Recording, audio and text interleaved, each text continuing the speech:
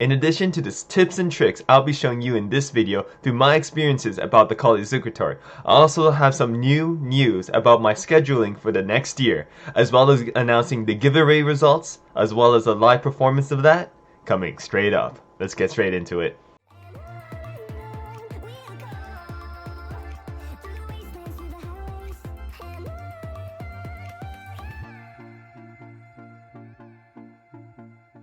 Now, you guys know the drill. The Kali Zuckertor is one of my favorite system/opening to play because of how simple it is. Doesn't matter how strong my opponent is, doesn't matter how weak my opponent is, I can play this and know I will have a strong middle game going into it. And that I know the plans, I know the tips, I know the tricks better than my opponent. And in today's video, I'll be giving you some small tips and tricks, not really any variations, but instead of little things to remember if you ever see your opponent do one of these things in your future playthroughs of this opening.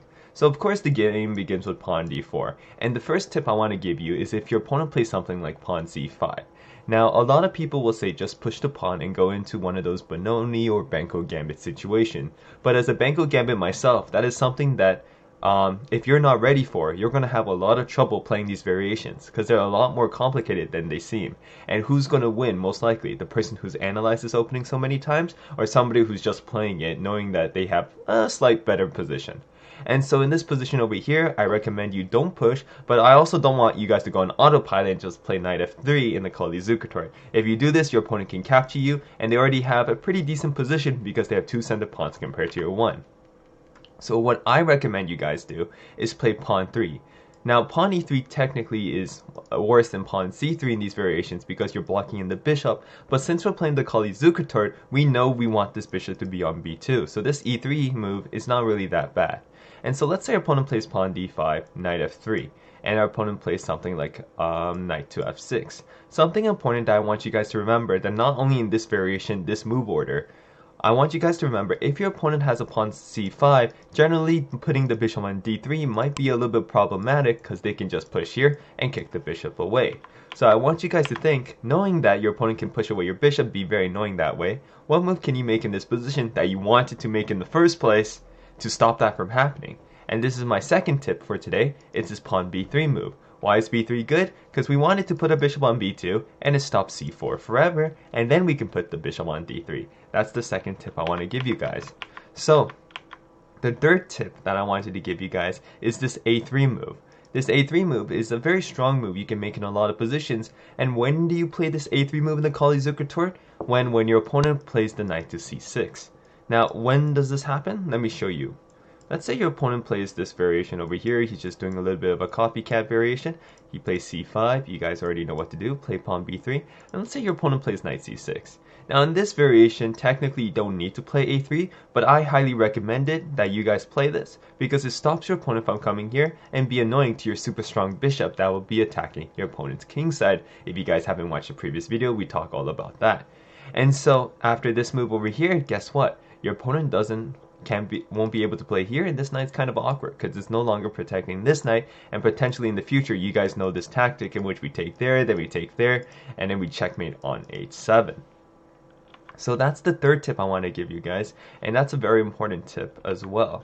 And so the next thing I want to give you guys, the fourth tip, which I think is a tip that many of you guys were asking me before: when do you play pawn c4 when you're playing the Kali Zuckertor? Should you play pawn c4?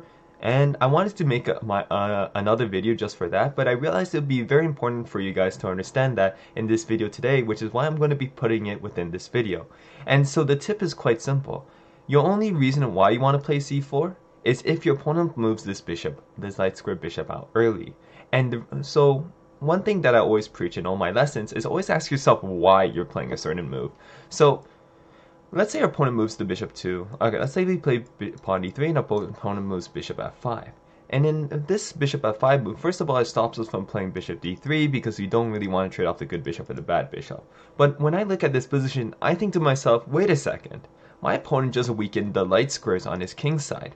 And so this generally isn't too good for white. And if you check the evaluation here, it's already slightly better for white. And so only in these positions do you play pawn c4, because you're saying your queen side's light squares are weak and they're very easy to take advantage of. For example, let's say our opponent plays e6, we can play knight c3. If our opponent just plays some silly stuff, I don't know, some silly stuff that doesn't make much sense, I mean, technically the best move here is pawn c6, but let's say our opponent just disregards.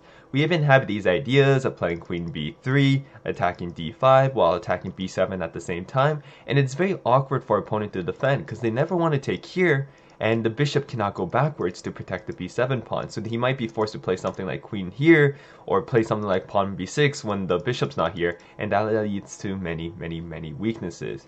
Now, personally, I don't really like playing pawn c4 too early on in the Call of Duty Zucker Tour, because we're not able to play the simple system that we learned before, but this is just one of two different things that you need to learn that is a little bit more complicated in the Call of Duty Zucker Tour.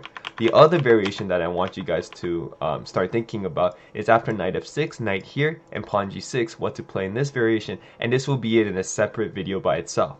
And I'll give you guys a clue, a little heads up of what's going to be happening. Pawn e3 is not a good move in these positions because your bishop on d3 won't be doing much staring at this rock on g6.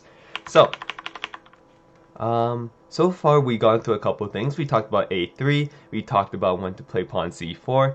Remember, play pawn c4 after your opponent moves the bishop out here or out here. And the other thing that we learned today is basically when to play pawn b3, basically when to stop your opponent from playing c4, and how to stop knight b4 while also keeping our bishop safe on d3.